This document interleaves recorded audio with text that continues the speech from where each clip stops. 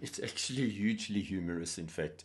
The very thing that the bank gangsters implemented, namely this whole climate hoax, is the very thing that is actually taking the bank gangsters down.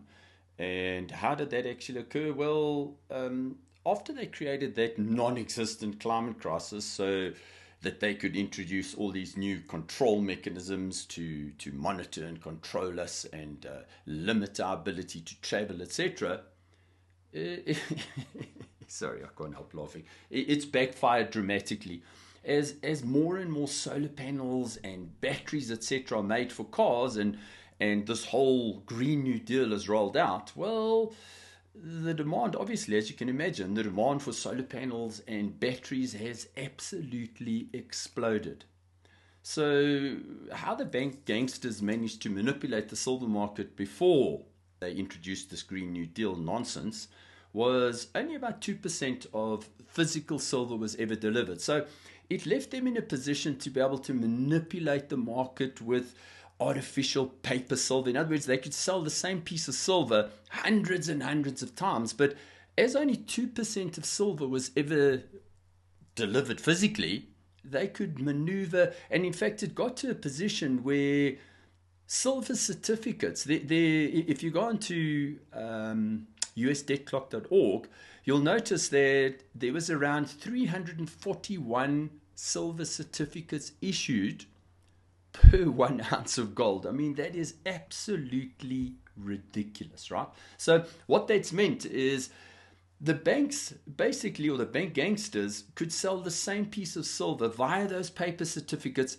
hundreds and hundreds of times. It also enabled them to create that whole ridiculous derivatives market, a silver derivatives market only, because there's other derivatives markets too. They created a derivatives market with quintillion dollars. But as long as only 2% of silver was ever delivered, the fraud, that they could continue with this fraud, basically printing money from non-existent silver. However, now because of this Green New Deal, where they basically forced industry to shift to solar panels and batteries, what they effectively did was way more than 2% of silver now had to be delivered for solar panels, batteries, etc. They managed to hide this. So I really thought, based on all of this information that I've had for a very long time, I thought by December 2022, this whole farce and fraud would be revealed. But unfortunately for the banksters, and well, fortunately for us, they've managed to keep kicking the can down the road.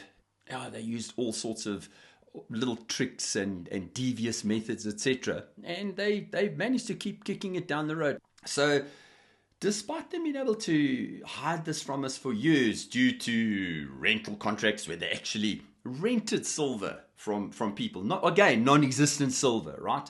The refineries and COMEX have actually run out of physical silver now, which is magnificent for us who've been stacking silver for decades.